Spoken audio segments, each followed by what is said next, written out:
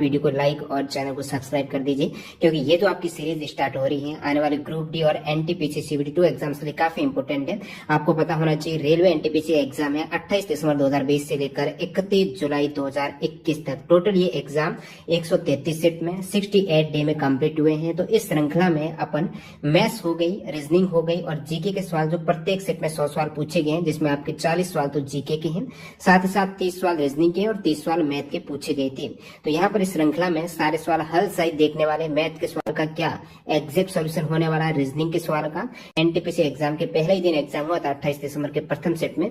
तो इस सेट में पूछे गए सारे 100 सवाल है, जिसमें रीजनिंग, मैथ और जीके के सवाल इंक्लूड रहेंगे सॉल्यूशन सहित। तो देखिएगा जो पहला सवाल है उस विकल्प का चयन करें जिसका तीसरे पद के साथ वही संबंध है जो दूसरे पद का पहले पद से है। ये आपका दूसरा टर्म है, ये पहला टर्म है। तो दूसरे का पहले के साथ जो संबंध है वही संबंध आपका रहेगा जो आपको ज्ञात करना है उसका तीसरे पद के साथ में। ठीक है, इसमें कोई कूट वगैरह नहीं है, डायरेक्टली यहाँ पर स्पेलिंग का खेल है। लॉयर है, लॉयर का मतलब कह सकते हो वकील। वकील कहाँ पर काम करते हैं तो आप कहेंगे कोर्ट में। लॉयर है वो कोर्ट में ड्यूटी करते हैं। इसी प्रकार जो ब्यूटिशियन है वो ब्यूटी पार्लर में काम करते हैं। तो पार्लर ये करेक्ट हो जाएगा, ब्यूटिशियन है, ब्यूटी पार्लर है। इजी सवाल था। कूट का प्रयोग मत करना, आप ऐसे नहीं आप सोचने लग जाओ कि एल का स्थान 12 है, एक ए है तो 12 C1 है। ये तो आपको कूट दिया ही नहीं है, डायरेक्टली शब्द स्पेलिंग का ही खेल है, मीनिंग का मतलब आपको निकालना था इसमें।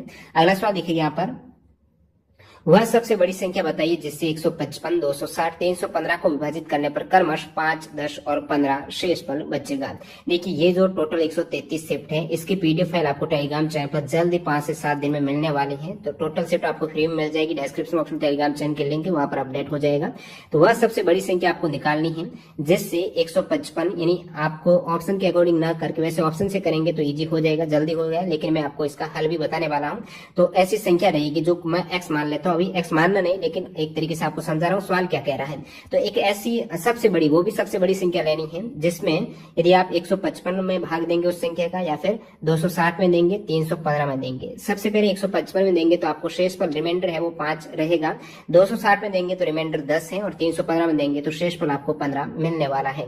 तो ये संख्या क्या होगी? यदि आप ऑप्शन से करते हो तो सबसे पहले बड़ी संख्या से ही ट्राई कीजिएगा। यानी आप 75 से भाग देते हो 155 में तो भाग तो चला जाएगा, 2 बार जाएगा तो आपका शेषफल 5 रह जाएगा। लेकिन आप 260 में देंगे 75 का, तो 75 का यदि 3 बार देंगे तो 225 आ जाएगा। उस केस में आपके पास रिमाइंडर है वो ज्यादा रह रहा है। सेकंड केस में आपको 10 चाहिए तो 75 तो हो ही नहीं सकता। सबसे बड़ी संख्या लेनी है तो 75 के बाद बड़ी संख्या 50 आ रही है। आप 50 से ट्राई करेंगे तो आपका एग्जैक्ट भाग चला जाएगा। 50 का आप यदि 155 में देंगे तो 5 रह जाएगा, 260 में देंगे 10 और 315 में देंगे तो 15 रह जाएगा। ये तो आप ऑप्शन से कर सकते हैं। बाकी इसका लॉजिक क्या है, किस प्रकार का हल रहता है, एग्जैक्ट आप सोल्यूशन निकालते हो। देखिए एक ऐसी संख्या आपको लेनी है जो यदि आप भाग देते हो 155 में, ठीक है, 155 में, 260 में और 315 में, मैं क्या करता हूं, मेरे को एक ऐसी संख्या मिल जाए जो कि शेष पर बचे ही नहीं, 0 आ जाए, तो आप कहेंगे उस केस में तो मेरे को क्या लेना पड़ेगा, इन सभी का HCF लेना पड़ेगा। हाईएस्ट कॉमन फैक्टर आपको निकालना पड़ेगा। कॉमन फैक्टर नहीं, एक ऐसा आपको यहाँ पर मिल जाए संख्या जो कि 155 में या फिर 260 शेषफल 0 रहे। उस केस में आप क्या करेंगे, वैसे इस संख्या के भाग देते हो शेषफल आपको 5 मिल रहे, 0 के लिए आपको क्या करना, 5 माइनस करना है। तो उस केस में आपके पास संख्याएं कौन सी निकलने वाली है, तो 5 माइनस कीजिए 155 में, आप कहेंगे 150 आ जाएगी। सेकेंड में आपको 10 शेष रह रहा है, यदि आपको 0 शेष रखना है तो आप क्या कहेंगे, 10 माइनस करेंगे, इसमें 250 आ जाएगी एग्जैक्ट। और इसमें 15 शेष रह रहा है, 0 रखने के लिए आप क्या करेंगे, 15 माइनस करेंगे तो 300। ये आपके पास 3 संख्याएं आ गई हैं। अब देखिए इन तीनों का मैं यदि HCF निकालता हूं तो मेरे को मिलता है, देखिए जिनको HCF भी नहीं आता तो सबसे पहले आप लॉजिकली इसको निकाल सकते हो। नहीं, कॉमन संख्या का भाग दीजिएगा जिसमें 150 में भी जा रहा है, 250 में भी, 300 में भी जा रहा है। तो सबसे पहले तो आप 25 से ही ट्राई कीजिएगा, बड़ी संख्या से ट्राई करेंगे। तो 150 में यदि आप 25 का भाग देते हो 150 बटा, यदि आप 25 का करेंगे तो ये आपके 6 बार चला जाएगा, ठीक है। और 25 का 250 में देंगे तो कितनी बार चला जाएगा, तो ये 10 बार चला जाएगा, इजी है। और फिर 25 का 300 में देंगे तो आप कहेंगे तो 12 बार चला जाएगा।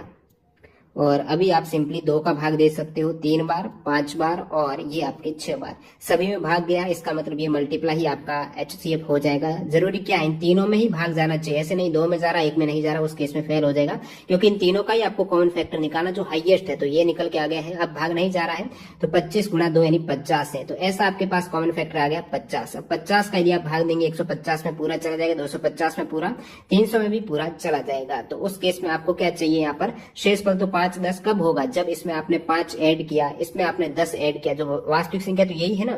तो आपको क्या मिल गया यहाँ पर 50 वो संख्या है जिसमें यदि आप जिसको 150 में 250 में 300 में भाग देते हैं तो शेषफल रिमाइंडर 0 बचता है, क्योंकि इन सभी का कॉमन फैक्टर है और आपको चाहिए ये शेषफल है। तो इसमें आपने 5 ऐड घटाया तभी तो ये निकल के आई ना 0 शेषफल है।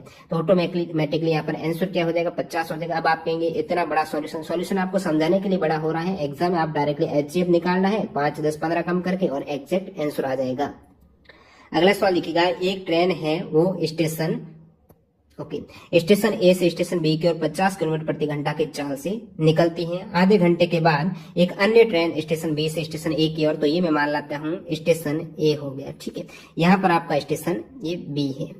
अब देखिए इनके मध्य की दूरी है, ये बाद में बताऊंगा, पहले क्या कह रहा है सवाल। ए से स्टेशन बी की ओर 50 किलोमीटर प्रति घंटा की स्पीड से चलती है। तो एक ट्रेन यहाँ से निकल पड़ी है 50 किलोमीटर प्रति घंटा की स्पीड से, ठीक है, 50 किलोमीटर प्रति घंटा की स्पीड से।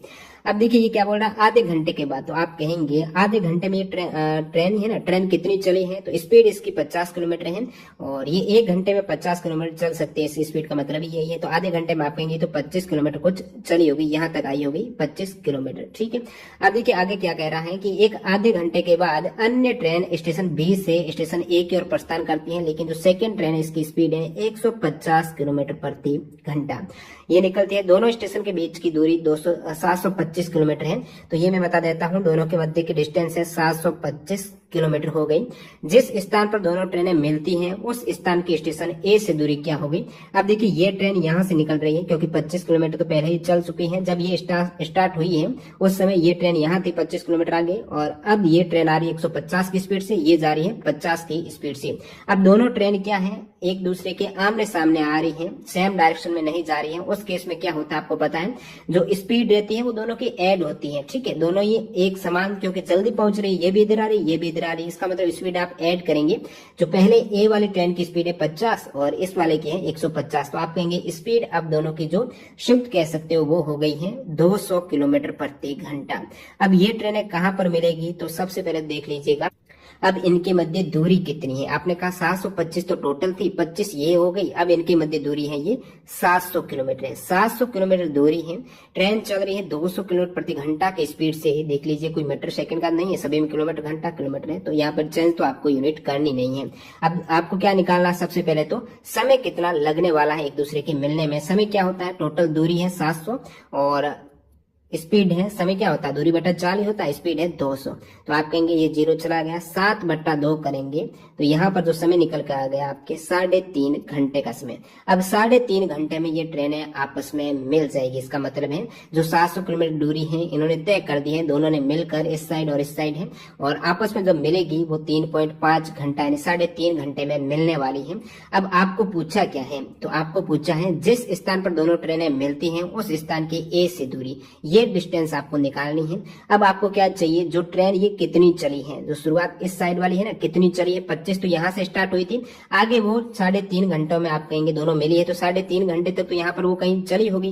तो 3.5 घंटों में वो कितनी चली है, जब उसकी स्पीड है 50 किलोमीटर प्रति घंटा, यानी 1 घंटे में वो 50 किलोमीटर जा सकती है, तो 3.5 घंटों में कितनी जाएगी, 150 प्लस यहाँ पर 25 करेंगे, तो 150 का मतलब क्या, 50 प्लस 50 प्लस 50 यानी 3 घंटों में कितनी हो गई 150, और फिर आधा घंटा है, आधा घंटे में 25 है तो 175 तो ये यहाँ तक चली है, ठीक है, यहाँ से यहाँ तक, और 25 पहले चली थी, एक ही जब मिली है इनकी दूरी तो ज्ञात करनी, 175 ये 25 है, तो आप कहेंगे 200 किलोमीटर इनके मध्य की डिस्टेंस हो जाएगी। आई होप आपको समझ में आया है। बढ़ते हैं अगले सवाल की ओर।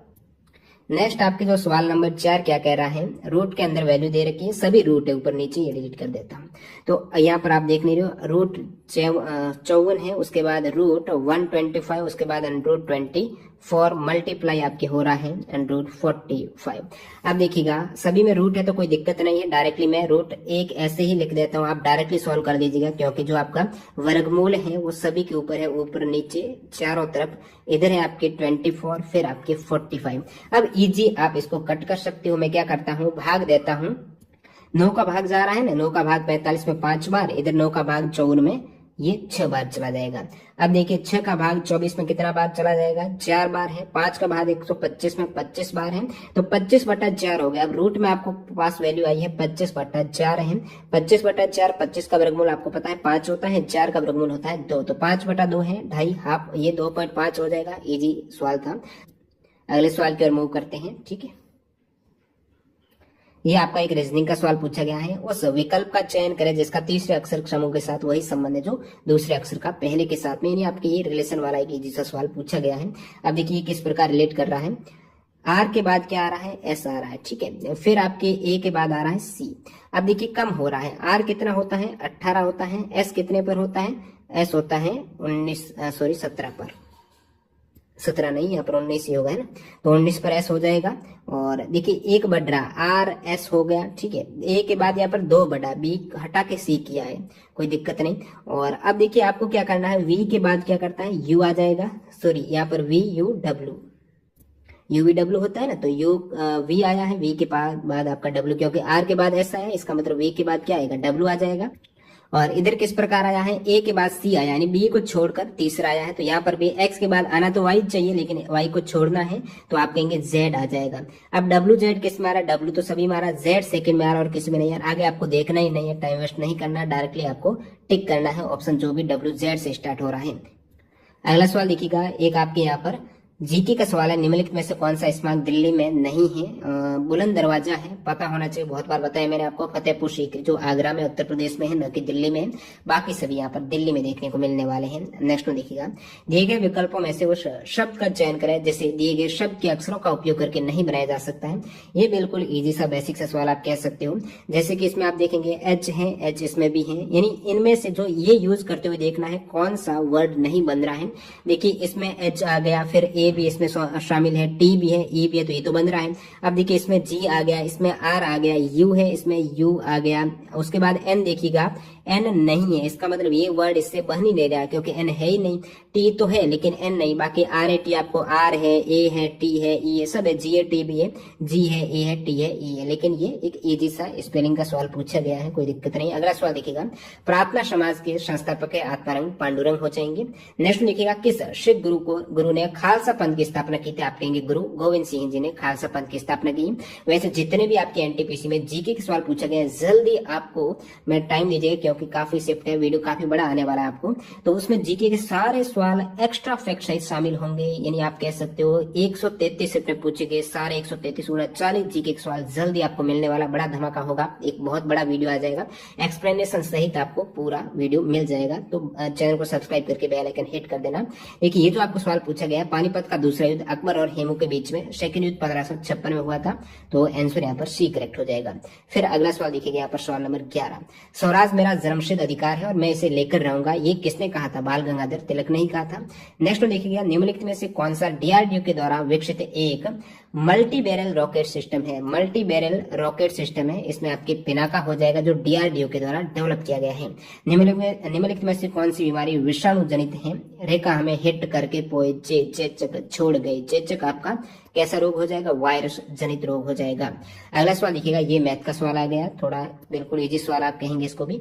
एक धनराशि है, यानी आपका जो प्रिंसिपल है, मूलधन है, उसका 10% वार्षिक दर से 2 वर्ष का ब्याज है, वो 500 रुपए है। सबसे पहले तो आपको सिंपल इंटरेस्ट है वो दे रखा है, और धनराशि पता नहीं है, ठीक है। सेकंड क्या पूछे आपको, तो समान राशि के लिए, समान समय के लिए, समान दर पर कितना ये चक्रवृद्धि ब्याज मिलने वाला, आपको कंपाउंड इंटरेस्ट ज्ञात करना है।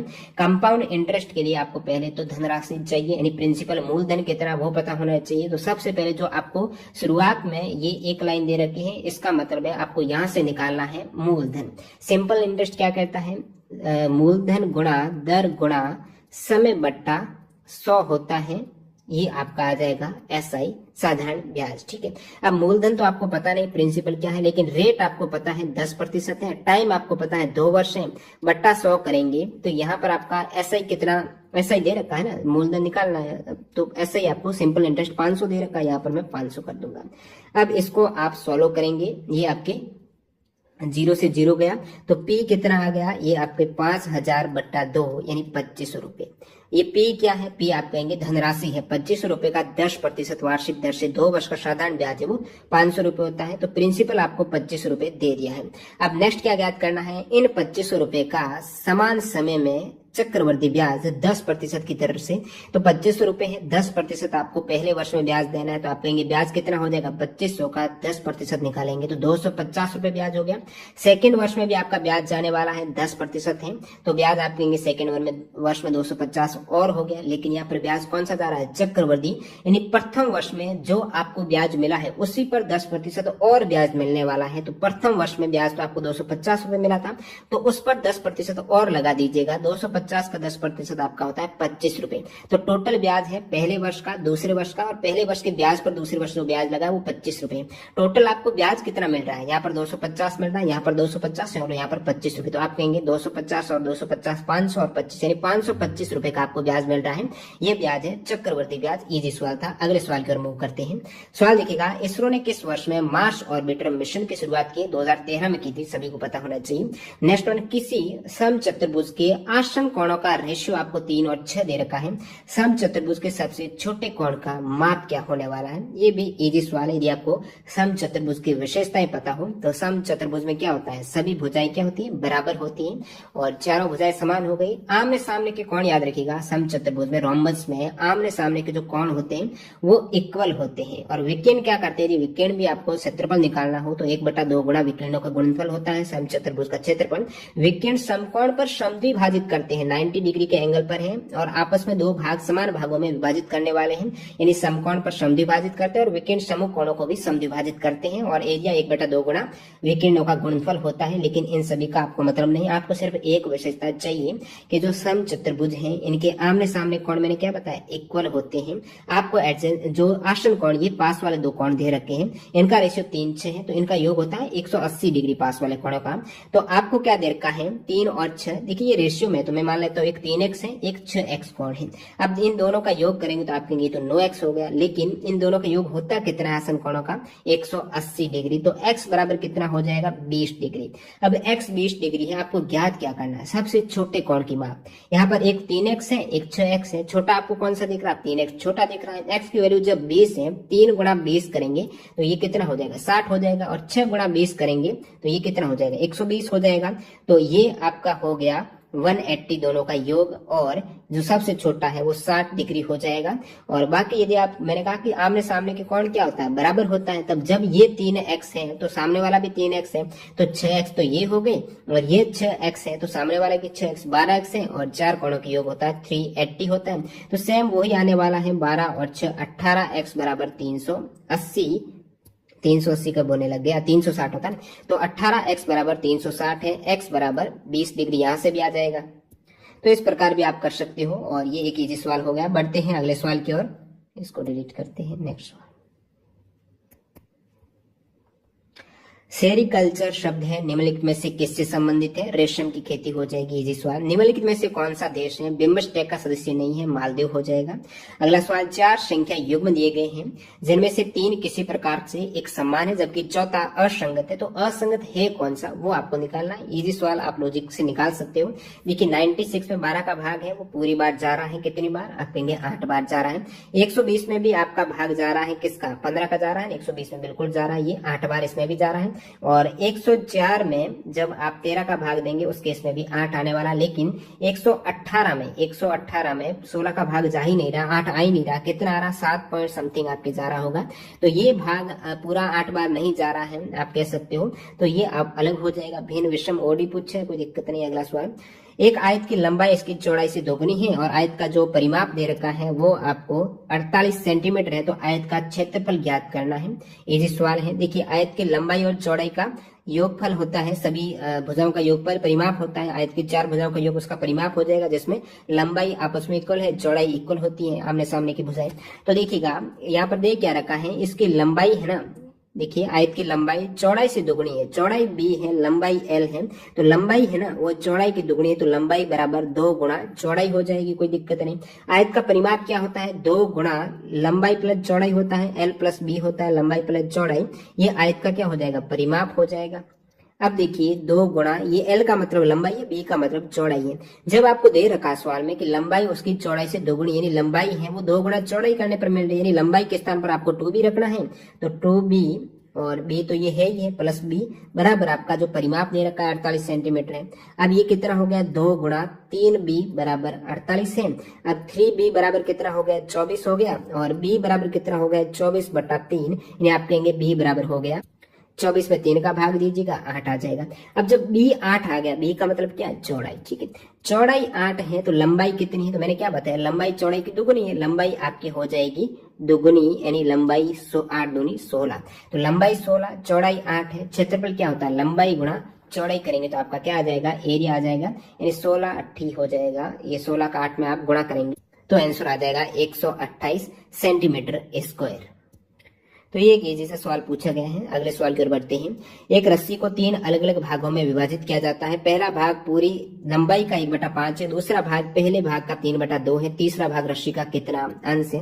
ये भी इजी सवाल आप निकाल सकते हो जल्दी से। अब देखिए रस्सी को 3 भाग में आप बांट रहे हो, जो पहला भाग है इसको मैं कलर चेंज कर देता हूँ तो ये कलर आपके सही रहेगा, ठीक है।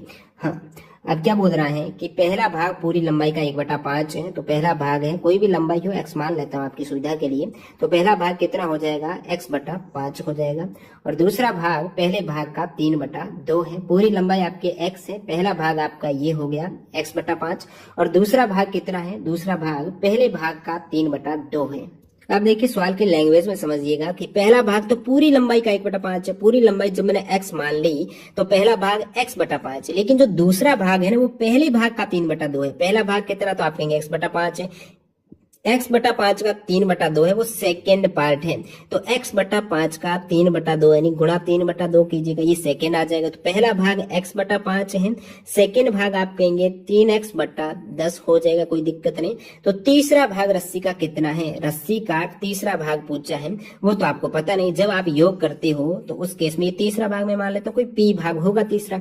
अब इन तीनों का योग आपका कितना, रस्सी की टोटल लंबाई है पहला दूसरा तीसरा 3 भाग ये अलग कर रहे हो और टोटल लंबाई x जब आपने मान लिए तो यहां से आप निकाल सकते हो कि P कितना, तीसरा भाग रस्सी का कितना अंश है, ठीक है। रस्सी x है तो तीसरा भाग ये x का कितना अंश है, तो यहां से आप x निकाल लीजिएगा, ठीक है। P कितना आ जाएगा, P बराबर x minus x/5 minus 3x/10 है। एलसीएम आपका 10 आ गया, ये आपके 10x माइनस 2x, ठीक है, माइनस 3x है, तो 3x माइनस 2x यानी माइनस 5x है। 10x माइनस 5x करेंगे तो आपको मिल जाएगा 5x, ठीक है, 5x/10 है।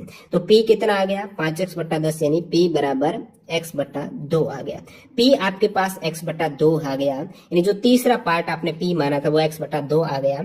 रस्सी टोटल x है तो तीसरा भाग x का कितना, आधा ही तो है, x का 1/2 है तो x का आधा है, तो ये आपको तीसरा भाग मिल गया यहाँ से। अगले सवाल की ओर मूव करते हैं। सवाल नंबर 22। दो धनात्मक संख्याओं का रेशियो 3 और 7 दे रखा है और उनका एलसीएम है 231, तो छोटी संख्या क्या होगी। आपको पता होना चाहिए कि दो संख्याओं का, देखिए धनात्मक संख्याओं का जो रेशियो दे रखा अनुपात 3 और 7 है। मैं मान लेता हूं एक संख्या है वो 3x है, दूसरी है 7x है, ये एग्जैक्ट आपने संख्याएं आ गई। उनका एलसीएम 231 है और छोटी संख्या आपको निकालनी है।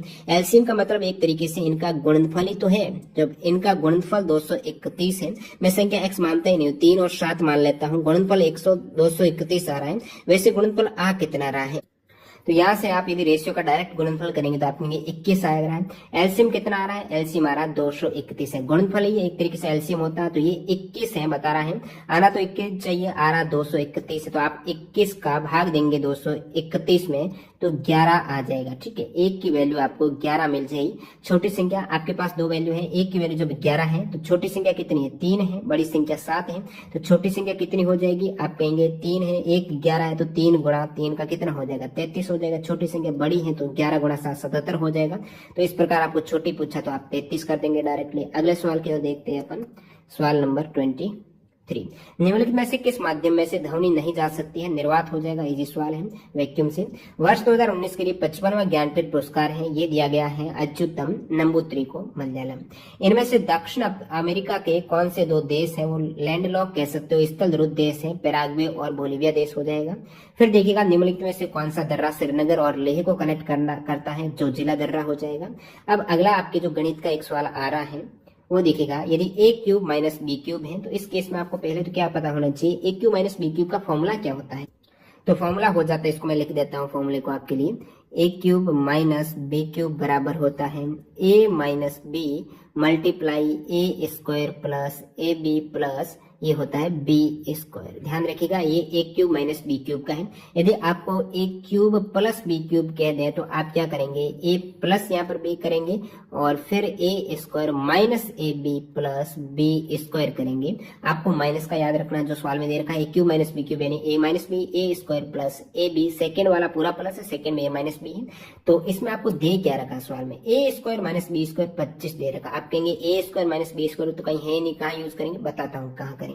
ए प्लस बी 5 दे रखा, आप कहेंगे ये भी नहीं है। A square plus A B plus B square जो ये ज्ञात करना है, ये आपको पता करना है। अब देखिए ए क्यूब माइनस बी क्यूब आपको 625 दे रखा है, ठीक है। अब ए माइनस बी आपको पता नहीं, लेकिन ए स्क्वायर माइनस बी स्क्वायर आपको पता है 25 है। अब ये सब समय का तो आपको पता ही होगा कि ए स्क्वायर माइनस बी स्क्वायर होता क्या है, ए प्लस बी गुणा ए माइनस बी होता है, जो आपको 25 दे रखा है, ठीक है। अब देखिएगा यहाँ पर 25 ये है A square minus B square है, इसके स्थान पर 25 है। तो मैं क्या कर सकता हूं कि a माइनस बी आपको लेना है, यहाँ पर क्या आएगा, तो a माइनस बी के लिए आप करेंगे 25 बटा a प्लस बी हो जाएगा, ये इधर लेके आया तो ये कहाँ क्या हो जाएगा 25 बटा a प्लस बी हो गया। अब इसके गुणा में क्या है, A square plus A B plus B square जो आपको निकालना है।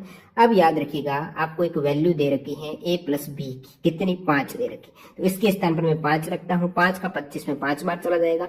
अब A square plus A B plus B square कितना आ जाएगा, 5 इस साइड आएगा तो भाग में 625 में 5 का भाग देंगे तो आप कहेंगे 125 आपको मिल गया A square plus A B plus B square. I hope आपको समझ में आया, बिल्कुल इधर इधर संख्याओं का ही खेल है।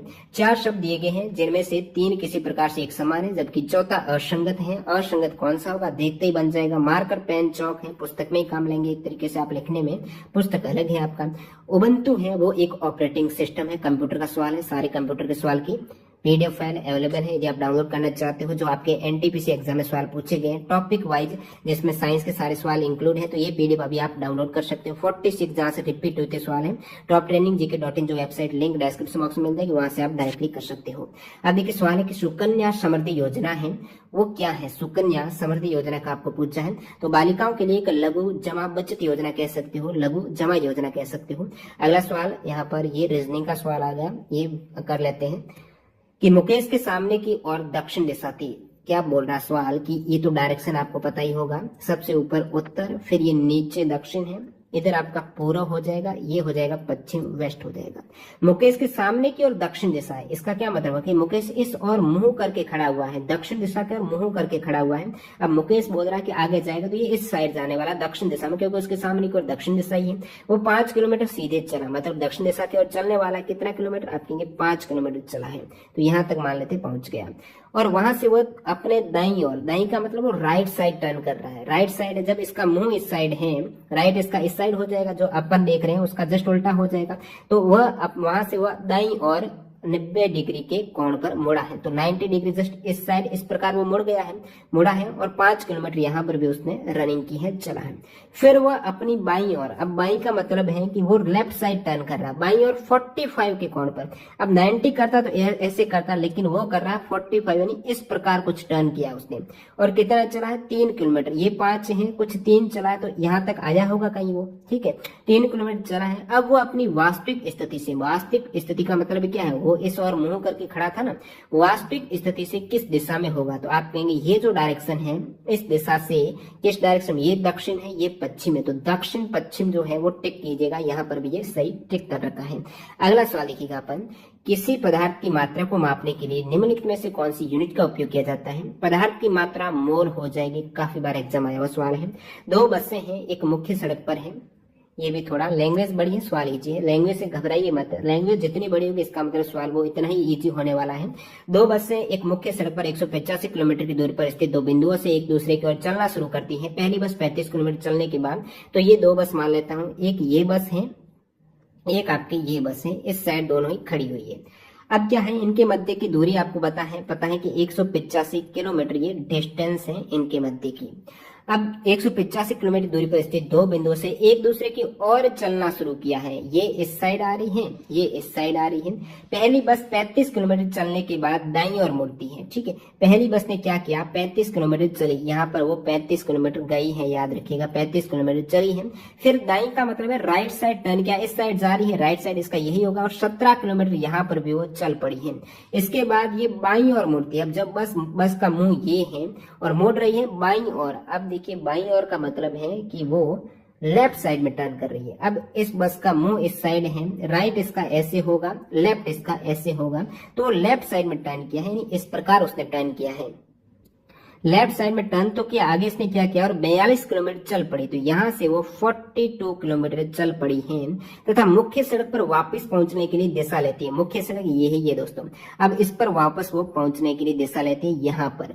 अब आपको पूछा क्या है कि इस बीच एक मामूली ब्रेकडाउन के, याद रखिएगा सेकेंड बस भी इधर से साथ ही साथ चली थी, तो मामूली ब्रेकडाउन आ गया था, रुक गई थी, और दूसरी बस मुख्य सड़क पर केवल 36 किलोमीटर है, दूसरी ने कहा मैं तो 36 किलोमीटर ही चली हूँ।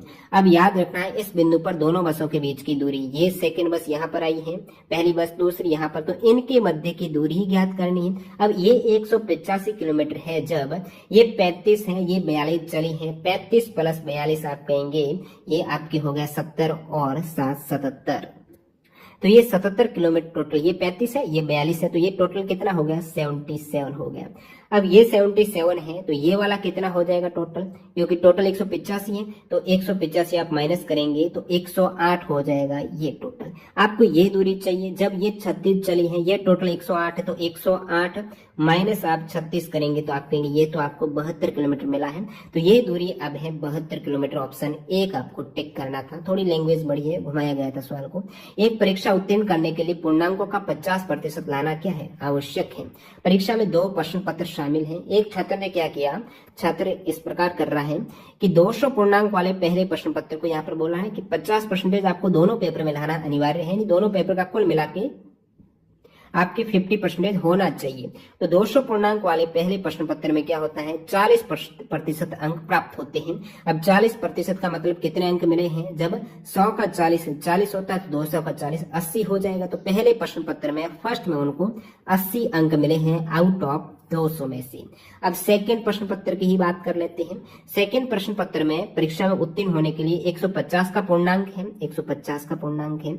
अब भाई साहब को मिल कितने रहे वही तो आपको ज्ञात करना है। दूसरे प्रश्न पत्र में से न्यूनतम कितने प्रतिशत अंक प्राप्त करने होंगे। अब न्यूनतम अंक दोनों प्रश्न पत्र में आपको चाहिए 50% है उसके पूर्णांक का। अब पूर्णांक है कितने का, पहले का पूर्णांक 200 का है, दूसरे का जब आपको 150 दे रखा है, यानी पूर्णांक यहाँ पर आपको 350 दे रखा है। आपको 50% चाहिए तो 350 का आधा कितना हो जाएगा, आप कहेंगे ये तो 175 होगा। आपको अंक लाने हैं 175, आपके आए हुए अंक है पहले प्रश्न पत्र में वो कितने हैं 40% 200 यानी 80 अंक आ चुके हैं, 175 लाने हैं। तो बचे हुए जो अंक रहेंगे, कितने अंक बचे हुए हैं 175 आपके टोटल अंक लाने थे, 50% अंक लाने थे टोटल पूर्णांक में से, उसमें से 80 तो आपके पहले पेपर में ही आ गए, यानी आपके 95 मार्क्स अब सेकंड पेपर में चाहिए 175 टोटल करने के लिए, क्योंकि 175 माइनस आप 80 करते हो तो सेकंड पेपर में आपको 95 मार्क्स तो लाने ही होंगे। 95 मार्क्स लाएंगे उस केस में आपके 175 अंक हो जाएंगे 350 में से। 350 में से 175 अंक का होना मतलब आपके 50% दोनों प्रश्न पत्र में हो गया है। अब 95% है वो सेकंड प्रश्न पत्र में कितना प्रतिशत हो रहा है, 150 का पूर्णांक था सेकंड में, 95 आ रहे हैं तो 95 भाग 150 करेंगे, मल्टीप्लाई 100 से करेंगे तो आपको मिलने वाला कुछ 63.33% है। तो न्यूनतम है वो उसको 64% राउंड फिगर में लाने ही होंगे। वैसे ये आ रहा है ऑप्शन के अकॉर्डिंग आपको 64 करना था, एग्जैक्ट नहीं मिल रहा, मैच नहीं कर रहा है डाटा। अब देखिएगा अगला सवाल यहाँ पर, इंटरनेशनल कोर्ट ऑफ जस्टिस का हेडक्वार्टर कहाँ पर है? तो अंतर्राष्ट्रीय न्यायालय का मुख्यालय हेग में है। दिए गए विकल्पों में से उस संख्या का चयन कीजिए जो निम्न तालिका में से प्रश्न पत्र के स्तर पर जगह लेने वाली है। तो ये आपको लॉजिक बताना है, रीजनिंग का वैसे ये सवाल हो जाएगा। इसमें थोड़ा सा लॉजिक आप लगाइएगा, कोशिश कीजिएगा, पोज करके कोशिश करना किस प्रकार लॉजिक हो सकता है, थोड़ा इंटरेस्टिंग है। देखिए 5, 6, 7 है। अब ये सवाल कर क्या रहा है वो देखिएगा। इसका लॉजिक तो एक्चुअल में ये है कि 7 का आप जब क्यूब करते हो, सॉरी स्क्वायर करते हो तो कितना आता है? तो आप कहेंगे स्क्वायर नहीं, यहाँ पर बड़ी संख्या क्यूब भी करना होगा आपको। 7 का आप क्यूब करेंगे तो आप कहेंगे 343 मिल गया आपको। ठीक है 343। अब आपको टोटल 384 चाहिए। अब 7 का क्यूब 6 का स्क्वायर करेंगे, 6 का स्क्वायर यानी 36। अब इसमें आप 36 ऐड करेंगे तो 379 हो गया। अब आपको 5 और ये ऐड करेंगे तो 379 में 5 ऐड करेंगे तो 384 आ गया। तो हो क्या रहा है इसमें? लॉजिक कौन सा लग रहा है? लॉजिक लग रहा है कि सबसे पहले तो आपको ये संख्या तो एज इट इज लेनी है, सेकेंड संख्या का स्क्वायर करना है और तीसरी संख्या का क्यूब करना है। तो 36 प्लस 343। सेम इसी प्रकार आपको 4 एज इट इज है, दूसरी संख्या का आपने स्क्वायर किया तो कितना आ गया? 25 आ गया। तीसरी का आपको क्यूब करना है, 6 का क्यूब कितना होता है? देखिए आप क्यूब वगैरह सारे आपको अंगुलियों पर याद होना चाहिए। 6 का क्यूब ये 216 होगा ना, 216 है। अब 216 प्लस 25 प्लस 4 है तो 245 हो जाएगा। इसी प्रकार आपको करना है 3 प्लस 4 का स्क्वायर यानी 16, 5 का क्यूब यानी 125। अब 125 प्लस 16 प्लस 3 करेंगे तो 144 आपको यहाँ पर क्वेश्चन मार्क के स्थान पर आंसर है वो मिलने वाला है। अब देख लेते हैं अपन अगला सवाल। हरीश के मासिक वेतन है वो 45,000 है, उनमें से 1/3 शिक्षा पर और 2/6 है वो भोजन पर। अब यहाँ पर कंफ्यूज मत होना, आपके ऐसे मत कर देना कि 1/3 शिक्षा पर है तो 45,000 का 1/3 कितना होता है? तो इसका तीसरा भाग यानी 15,000 हो जाएगा। अब बहुत से स्टूडेंट क्या करेंगे, ये थोड़ा दो इसको सॉल्व कर देना, ये भी 1/3, ये 2/6 क्या है? 1/3 आप ऐसे मत कर देना, 45,000 का 2/6 फिर भाग दे रहे हो, डायरेक्टली 1/3 तो है, 2/6 यानी 1/3 हो गया, है ना। इस प्रकार थोड़ा सा दिमाग में माइंड रखना, सवाल में माइंड प्रेजेंट होना चाहिए आपका, किस टाइप से ये पूछ रहा है। 2/6 है तो वो भी 1/3 है, तो ये भाग है। शिक्षा पर 15,000 है, भोजन पर भी यानी 15,000 खर्च कर रहा है, अन्य आवश्यकता पर ये खर्च करता है, तो शेष वेतन की वो बचत करता है। तो दो चीजों पर खर्च किया, शिक्षा पर, भोजन और अन्य आवश्यकता पर। शेष कितना रहेगा? 30 तो ये हो गया, शेष आपका 15 रह गया, तो शेष बचत यहाँ पर 15,000 रुपए हो गई। ये बिल्कुल इजी सा सवाल हो गया। अगला सवाल, विश्व पर्यावरण दिवस 2020 के लिए संयुक्त राष्ट्र द्वारा घोषित थीम क्या है? बायोडायवर्सिटी इसकी थीम हो जाएगी। फिर नेक्स्ट में देखिएगा, भारत के निम्न किन दो शहरों के बीच पहली semi high speed train Vande Bharat express चली है? तो ट्रेन 18 है, नई दिल्ली वाराणसी के मध्य है, ये पहली वंदे भारत एक्सप्रेस चली है, दूसरी वो कटरा वाली। अगला सवाल, भारत की संसद के द्वारा पर्यावरण अधिनियम किस वर्ष में पारित हुआ था? 1986 में। नेक्स्ट में देखिएगा, 2400 रुपए के 12% में क्या जोड़े कि योगफल 5400 के 18% इक्वल है? बिल्कुल बेसिक से इजी से सवाल पूछे गए हैं। तो 2400 का जो 12% है यानी 2400 गुणा 12/100 है, उसके साथ क्या जोड़े मेरे को नहीं पता, मैं एक जोड़ देता हूँ। जो ये योगफल आ रहा है, इन दोनों का जो जोड़ आ रहा है वो कितना आ रहा है? 5400 के 18% के। 5400 गुणा 18 भाग 100 है, भाग 100 तो ये डायरेक्ट क्या आ गया? 24 गुणा 12 प्लस x बराबर 54 गुणा 18 हो गया, क्योंकि 0 से ये कैंसिल हो गया। अब इसको आप कैलकुलेशन कर सकते हो। कैलकुलेशन किस प्रकार? अब x बराबर कितना हो जाएगा? 54 गुणा 18 माइनस 24 गुणा 12। अब इसमें आप कॉमन ले सकते हो कोई चीज, यदि कॉमन आपको जैसे 12 कॉमन आ जाएगा, फिर आप मल्टीप्लाई कीजिएगा, यहाँ से आपका 684 आंसर आ जाएगा। अब आपको जितना इजी हो सके उसको कैलकुलेट करना है। कंप्यूटर और इंटरनेट के डोमेन में यूआरएल का क्या मतलब होता है? यूआरएल है यूनिफॉर्म रिसोर्स लोकेटर है। लोकेटर याद रखिएगा, यूनिफॉर्म रिसोर्स लोकेटर, न कि लोकेशन है। और यहाँ पर ये भी मत कंफ्यूज होना कि रिसोर्स है या फिर कोई अलग टर्म है, तो ये इसकी फुल फॉर्म। अगला, एक सिलेंडर की ऊंचाई है वो 14 सेंटीमीटर है, वक्र पृष्ठ का क्षेत्रफल है वो 528 सेंटीमीटर स्क्वायर दे रखा है, और सिलेंडर का आयतन है। सिलेंडर का मतलब क्या हुआ? यहाँ पर सब कुछ खेल हो रहा बेलन का। तो एक सिलेंडर की ऊंचाई आपको h दे रखी है, वक्र पृष्ठ का क्षेत्रफल, ये आपको याद होना चाहिए फॉर्मूला 2πr(h) है, ये वक्र पृष्ठ का क्षेत्रफल हो जाएगा। ये आपको 528 दे रखा है, और ज्ञात क्या करना है? सिलेंडर का आयतन यानी πr² आपको निकालना है। ये बेलन का आयतन का फॉर्मूला रहता है। अब देखिए 2πr(h) आपको 528 दे रखा है, पाई यहाँ पर भी है, आर यहाँ पर भी है, तो इसको वैल्यू लेने ही नहीं है। एच दे रखा है, सबसे पहले तो यहाँ से आर निकल के आ जाएगी। आर कितनी आ जाएगी? आर आ जाएगी 528 भाग 2πh आ गया आपके पास आर की वैल्यू। अब आर यहाँ पे रखना है, आपको मिल जाएगा आयतन। अब पाई आर स्क्वायर करना, तो इन सभी का स्क्वायर कीजिएगा, ठीक है। यानी 528 गुणा 528 बट्टा ये भी स्क्वायर करना है, यानी 2 पाई एच गुणा 2 पाई एच।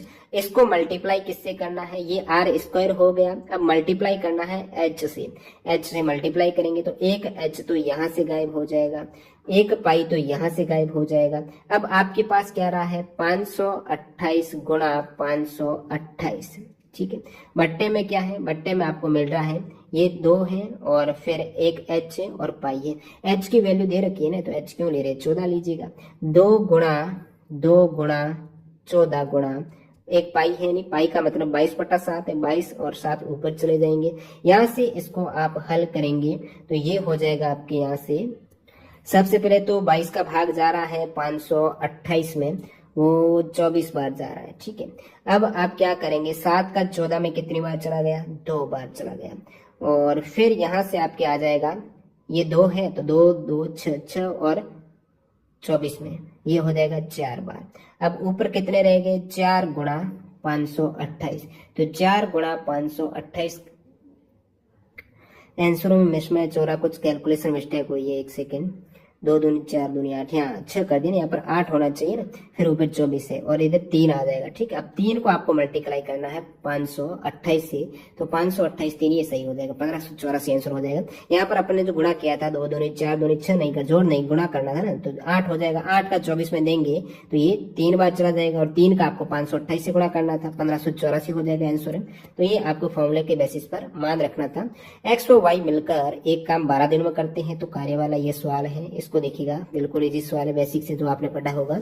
एक्स और वाई मिलकर एक काम को 12 दिन में, यानी एक्स प्लस वाई जो आपने पढ़ा वैसे ही करा रहा हूं मैं आपको। एक्स प्लस वाई है वो 12 दिन में कर रहे हैं, वाई प्लस जेड है वो 18 दिन में कर रहे हैं, और एक्स प्लस जेड कर रहे हैं वो दोस्तों 15 दिन में कर रहे हैं। तो इनका एलसीएम लेते हो आपका, यानी टोटल कार्य आपको मिलता है इनके एलसीएम से मिलता है, तो इनका एलसीएम कितना आ जाएगा, एलसीएम 180 आ जाएगा। 180 टोटल कार्य है, इसमें से ये एक दिन ये क्या करता है कि 12 दिन में एक्स प्लस वाई मिलकर 12 दिन में करते हैं, तो एक दिन में कितना करेंगे, तो 180 टोटल है, 180 में 12 का भाग देंगे, तो यहाँ पर एक्स प्लस वाई एक दिन में 15 यूनिट कर पाएंगे, और ये 180 में 18 का भाग देंगे, मतलब 18 दिन में टोटल करते हैं, कार्य 180 यूनिट है, एक दिन में आप 10 हो जाएगा। अब इसमें आप 15 का भाग देंगे 180 में, तो ये 12 आ जाएगा। तो ये वाई एक्स प्लस जेड एक दिन में 12 यूनिट, वाई प्लस जेड एक दिन में 10 यूनिट, एक्स प्लस वाई एक दिन में 15 यूनिट करते हैं। अब तीनों मिल रहे हैं, तो इन तीनों को आप ऐड कीजिए, कितने एक्स है, 2x 2y 2z, यानी 2 गुणा X plus Y plus Z है, ये मिलकर कितने करते हैं। अब ये तीनों को ऐड किया है, वो एक दिन में कितने करेंगे, 15 और 10 कितने होते हैं, तो आप कहेंगे 25 होते हैं, 25 और 10 कितने होते हैं, 35 प्लस 2 37। तो ये टोटल कार्य हो रहा है 37 यूनिट। अब 36 यूनिट हो रहा है, ये x plus Y plus Z है, ये दोगुनी क्षमता कह सकते हो, 2 गुणा X plus Y plus Z है, लेकिन आप कह रहे हो x plus Y plus Z एक साथ, तो x plus Y plus Z है। जब इनको दोगुना कर रहे थे तो कार्य हो रहा था 37 यूनिट है। अब ये सिर्फ दोगुना नहीं है, x plus Y plus Z है, तो कार्य भी आधा हो जाएगा, 37/2 करेंगे तो ये आपके 18.5 यूनिट कार्य हो रहा है। अब 18.5 यूनिट कार्य हो रहा है, वो एक दिन में हो रहा है, ठीक है। आपके पास कार्य है 180 यूनिट है, टोटल कितने दिन लगने वाले हैं, एक दिन में 18 कर रहे हो, टोटल 180 है, तो 18.5 का भाग दीजिएगा 180 में, तो आपको मिलने वाला है, देखिए पूरा का पूरा तो भाग नहीं जा रहा है, 180 में 18.5 का है, तो वो लगभग आपको दे रखा होगा सवाल में, लगभग कितने दिनों में करते हैं। वैसे ये भाग तो कुछ आपके 9.7 बार जाएगा, तो लगभग ये 10 दिन के इक्वल है, तो 10 दिन में ये लगभग कार्य करने वाले हैं। ये भाग आप इजिली दे सकते हो, लगभग में निकालना है तो डायरेक्ट 180 मानेंगे आप। अगला सवाल, 1 अप्रैल 2019 से किन 2 बैंकों का विलय हुआ था बैंक ऑफ बड़ौदा में, देना विजय सभी को पता होगा। अगला सवाल, दोस्तों का एक समूह इस प्रकार की व्यवस्था में बैठा है कि उनमें से प्रत्येक का अष्टभुज के एक कोने पर बैठा है। अब देखिए आपको अष्टभुज बनाना है, सबसे पहले तो वो मेरे लिए थोड़ा टेढ़ा खेल में बनाता हूँ अष्टभुज, फिर आपको समझाता हूँ। देखिए अष्टभुज है वो सही तरीके से नहीं बना है, लेकिन 8 भुजा इस प्रकार वो बैठे हुए हैं। मैं इसको विकीर्ण बना देता हूँ ताकि ये सामने का इसके हैं और ये कुछ इसके सामने का है, ये इसके सामने की है, ये इसके सामने की, तो ये 8 जने बैठे हुए हैं अष्टभुज के कोनों पर। अब देखिए क्या व्यवस्था है वो देखिएगा। सभी केंद्र की ओर मुंह करके यानी इस साइड इस सेंटर की ओर मुंह करके बैठे हुए हैं। मेधा है वो राधा के विकिरणित सामने बैठी है। मेधा में मान लेता हूं ये मेधा है, एम मेधा। ये विकर्ण इसका ये विकर्ण सामने जस्ट सामने कह सकती हूँ जो राधा बैठी है, ठीक है। मेधा है वो राधा के, मेधा है ये राधा के विकर्ण सामने बैठे, राधा को आर से निरूपित कर रहा हूँ। अब देखिएगा आगे क्या बोल रहा है। मेधा सीमा के बाईं ओर बैठी है। मेधा है वो सीमा के बाईं ओर, सबसे पहले सीमा मान लेते हैं, ये सीमा है। अब सीमा का बाईं ओर बता रहे हैं तो ये सीमा नहीं होगी, हाँ सही यही होगी। तो इस साइड मूव करके है ना, तो इसका राइट ये हो जाएगा, लेफ्ट ये, बाई का मतलब है वो लेफ्ट साइड में बैठी है। मेधा सीमा के बाई ओर है, तो मेधा है ये सीमा का मुंह इस साइड है, तो सीमा का लेफ्ट साइड बाई ओर, जो मेधा बैठी इस साइड मेधा है, सीमा ये है, तो मेधा है वो सीमा के तो बाई ओर हो गई, तो सीमा ने मैंने इसको डिनोट किया। मेधा सीमा के बाई ओर बैठी है। रमन सीमा के बगल में और गोविंद के सामने बैठा है। रमन है वो सीमा के बगल में, सीमा के बगल में इस साइड तो वो मेधा हो जाएगी। अब बगल में उनके पास में बैठा है। रमन है सीमा के बगल में, तो ये रमन भाई यहाँ पर क्लैश हो रहा कुछ। आर है, आर का मतलब राधा भी है, आर का मतलब रमन भी है, ठीक है। तो आर यानी रमन है, तो रमन है वो सीमा के बगल में बैठ रहा है। रमन सीमा के बगल में और गोविंद के सामने, मतलब ये इसके सामने गोविंद जी है, तो ये गोविंद हो गए। गोविंद चंद्रा के दाईं ओर बैठा है। अब भाई चंद्रा के दाईं ओर मान लेते हैं ये चंद्रा है, इन चंद्रा के दाईं ओर यानी राइट साइड में गोविंद बैठा, बिल्कुल सही है। शांति मेधा के दाईं ओर नहीं बैठी है, ये मत समझ लेना बैठी है। शांति है वो मेधा के दाईं ओर, मेधा है, मेधा का दाईं का मतलब मुंह इस साइड है, तो दाईं यानी इस साइड, तो ये सीमा जी बैठे हुए हैं। तो आपको बोलना है कि शांति मेधा के दाईं ओर नहीं बैठी है, तो शांति यहाँ पर नहीं है, आपको ही पता, तो शांति यहाँ हो सकती है। शांति का तो पूछे ही नहीं एक्चुअल में, किंतु शशि के सामने बैठे शांति है, हो सकता है यहाँ पर शशि बैठी हुई है, इनके सामने है। चंद्रा के सामने कौन बैठा, भाई चंद्रा कहाँ थी, ये थी, और चंद्रा के सामने ये ऐसे नहीं सीमा बैठी है, तो चंद्रा के सामने आप कहेंगे सीमा बैठी है। तो इस टाइप से आपको बनाना था। निम्नलिखित में से कौन सा राज्य पूर्वोत्तर राज्यों के 7 सिस्टर राज्यों का सदस्य नहीं है, सदस्य नहीं में सिक्किम। फिर देखिएगा एक ये सवाल पूछा है, इसको बता देता हूँ आपको ट्रिग्नोमेट्री का। 1/sin square 65 plus cos square 65 है, साइन 15/कॉस 75 है, कॉस 65 प्लस साइन 25 है। मान आपको बराबर आ रहा है, इसको थोड़ा जूम कर देते हैं ताकि आपको पूरा दिख जाए इजीली। तो ये कुछ दे रखा सवाल में, थीटा का मान आपको निकालना है, कौन कितना आएगा वो निकालना है। अब ये आपको पता होना चाहिए, ट्रिग्नोमेट्री में फॉर्मूले हैं कि sine square theta plus cos square theta है वो 1 होता है। इसमें शर्त क्या, ऐसा नहीं साइन स्क्वायर 65 है, इधर साइन स्क्वायर 30 दे रखा, लेकिन थीटा समान होना चाहिए, इधर 65 है तो इधर भी 65 चाहिए, तो ये 65 है ना, तो कोई दिक्कत नहीं, फॉर्मूला मैच कर रहा है। Sine square theta plus cos square theta बराबर 1 होता है, तो ये 1 बटा इस पूरे की वैल्यू 1 हो गई, तो 1 प्लस साइन 15 कॉस 75 है, तो पता होना चाहिए आपको इसको कैसे सॉल्व करना है। साइन 15 है, मैं क्या लिख सकता हूँ कॉस के फॉर्मेट में, क्या इसको लिख सकता हूँ, तो आप क्या कीजिएगा, साइन 15 को मैं 90 माइनस 75 कर देता हूँ। अब 90 माइनस 75 करेंगे तो कितना 15 आएगा, साइन 15 आएगा। ऐसा क्यों किया वो बताता हूँ। नीचे है कॉस 75, अब इसको मेरे को काटना था, ठीक है। साइन 90 माइनस थीटा कितना होता है आप सभी को पता, sine 90 minus theta cos theta होता है। थीटा 90 माइनस थीटा नहीं 75 है, तो ये समान वैल्यू थे। साइन 15 का मतलब मैंने लिख दिया 90 में से 75 माइनस किए हैं। अब साइन 90 माइनस जो 75 या फिर साइन 90 माइनस थीटा कितना होता है, कॉस थीटा होता है, तो इसको मैं लिख सकता हूँ इसके स्थान पर कॉस 75, ठीक है। Sine 90 minus theta cos theta है, तो ये कॉस 75 हो जाएगा, तो ये हो गया आपके कॉस 75, नीचे भी कॉस 75। अब प्लस देखिएगा कॉस 65 बटा साइन 25। अब कॉस 65 है तो ये मैं कॉस 65 रहने देता हूँ, साइन में ही चेंज करता हूँ। साइन 25 को मैं कैसे लिख सकता हूँ, साइन 25 को मैं 90 माइनस 65 लिख सकता हूँ। 90 में से 65 माइनस होंगे तो कितने रह जाएंगे, 25 रह जाएंगे। तो साइन 90 माइनस मैंने 65 लिख दिया।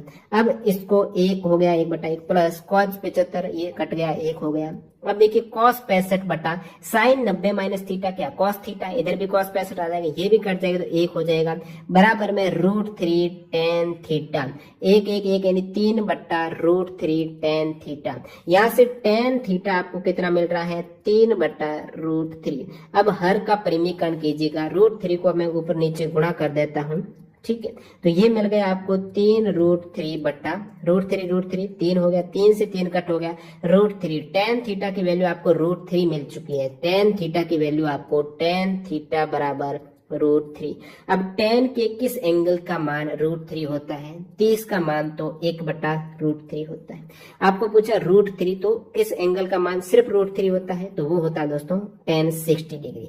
अब tan 60 डिग्री है वो √3 है, तो 60 यहाँ पर थीटा यदि आप 60 रखेंगे उस केस में √3 आएगा, 60 करेक्ट हो जाएगा। अगला सवाल देखिएगा। नीचे आपको एक कुछ व्यवस्था दी गई है, निम्नलिखित में से कौन सा x के दाईं और 10वें स्थान पर होगा। लेकिन आपको सवाल में क्या एक शर्त दे रखी है, सभी विशेष वर्णों को हटाना। विशेष वर्ण कौन से?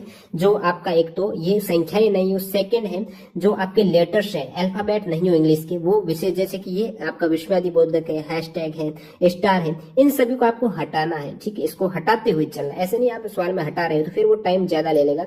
डायरेक्टली आपको मान के चलना है कि ये हट चुका है और 10वां लेटर रहना है एक्स के दाईं और 10वें स्थान पर। तो x कहां पर है? x आप कहेंगे ये रहा x, इसके दाईं और यानी इसके राइट साइड में 10वें स्थान पर। तो ये तो मानना ही नहीं, पहला तो है ही नहीं, इसको हटा दिया आपने, क्योंकि ऑलरेडी सवाल बोल रहा है कि विशेष वर्ण हटाने हैं। तो पहला तो ये होगा, फिर दूसरा होगा, है ही नहीं, हटा दिया आपने। ये तीसरा है, चौथा है, पांचवा है, ये आपने हटा दिया, छठा है, सातवां है, आठवां ये हटा दिया आपने, 9वां है, ये आपका 10वां आपको पूछा था वो r हो जाएगा, जो आपको सही दे रखा है सवाल में। दो संख्याओं का योग 60 है, मशप यानी आपका ये हाईएस्ट कॉमन फैक्टर है, HCF दे रखा है और LCM दे रखा है, ये 12 है, ये 72 है। दोनों संख्याओं के व्युत्क्रम का योग कितना होगा? अब संख्याएं मान लेता हूं मैं, x और y है, तो x प्लस y बराबर आपको 60 दे रखा है संख्याओं का योग। अब इस संख्याओं का व्युत्क्रम का मतलब 1/x प्लस 1/y निकालना है, यानी आपको निकालना है 1/x प्लस 1/y का मतलब क्या होगा? इसका एलसीएम लेंगे तो xy है और ऊपर आपके y प्लस x हो जाएगा। यानी आपको निकालना क्या है? x, ये निकालना है x प्लस y बट्टा xy।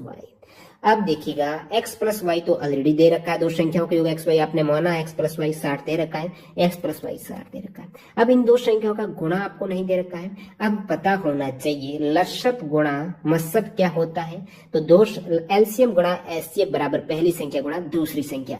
तो यहाँ से इन दो संख्याओं का गुणा क्या है? 12 गुणा 72 है। तो नीचे में क्या करूंगा? 12 गुणा 72 कर दूंगा। इसको आप जब हल करते हो तो ये चला जाएगा आपके 12 का 60 में 5 बार, नीचे 72 है तो 5/72 हो गया। ऑप्शन 2 करेक्ट है। अगला सवाल देखिएगा। एक त्रिभुज के कोण आपको 3 कोण दे रखे हैं और त्रिभुज के सबसे बड़े कोण की माप क्या होगी? इजी सवाल है। त्रिभुज के तीनों कोणों का योग कितना होता है? आप कहेंगे 180 होता है। अब तीनों कोणों का योग कर दीजिएगा, ये 2x डिग्री, फिर ये कोण है, फिर ये 3 कोण है। अब 2x प्लस दूसरा कोण कितना है? 3x माइनस 8 प्लस तीसरा कोण कितना है? 5x minus 12। ये तीसरा, ये दूसरा, ये पहला, तीनों का योग करना है, 180 आना है।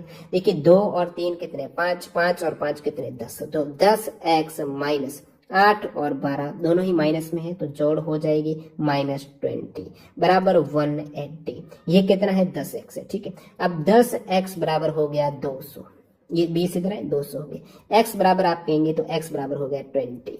आपको पूछे क्या है? सबसे बड़े कोण की माप।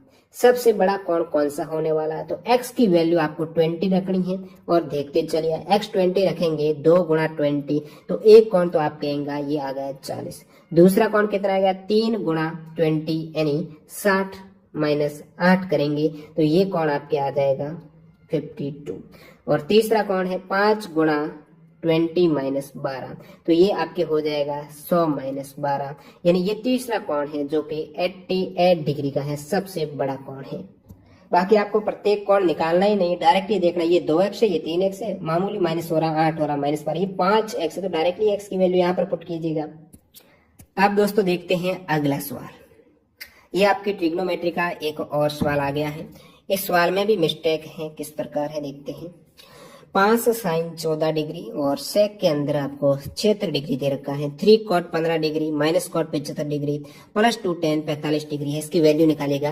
देखिए सबसे पहले तो पहला ही लॉजिक यूज लेंगे। 5 साइन, देखिए 14 और 76 दे रखा है, इसका मतलब इसका योग कितना है? ये 90 है कहीं ना कहीं, तो ये 90 डिग्री है। इसका मतलब वही खेल हो रहा है आपके 90 माइनस थीटा वाला। तो 5 ये साइन 14 को मैं क्या लिख देता हूँ? 90 माइनस क्या कर दिया मैंने? 76 लिख दिया।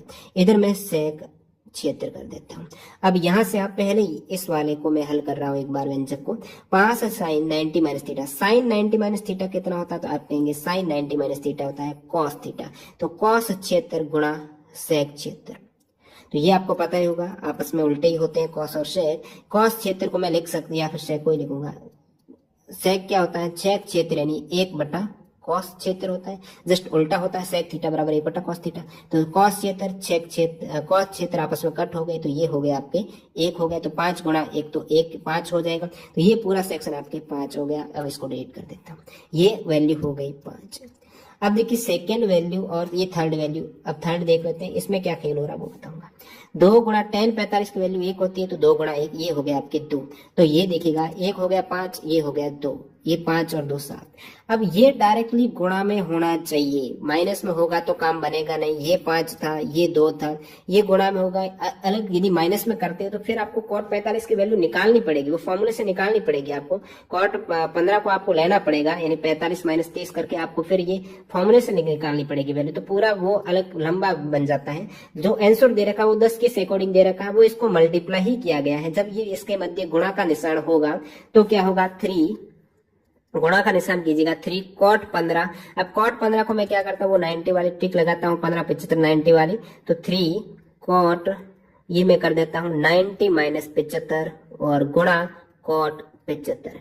अब देखिए 90 माइनस 75 को मैं क्या लिख सकता हूँ, cot 90 माइनस 75 tan 75 गुणा cot 75 है। जब जस्ट उल्टे होते हैं तो ये 1 हो जाएगा, तो यहाँ पर कितना हो गया, 3 हो गया। ये 5 था, 3 था, ये 2 आ गया, 5 और 2 7 और 3 10, यानी 10 वैल्यू जब कब आएगी, इसके मध्य गुणा का निशान होगा। अदरवाइज ये आप गुणा का निशान नहीं लेते हो, माइनस करते हो, तो उस केस में 10 नहीं आएगी, वो रूट में ही वैल्यू चली जाएगी, 10 नहीं मिलने वाले। तो ये थोड़ा सवाल में ही मिस्टेक थी।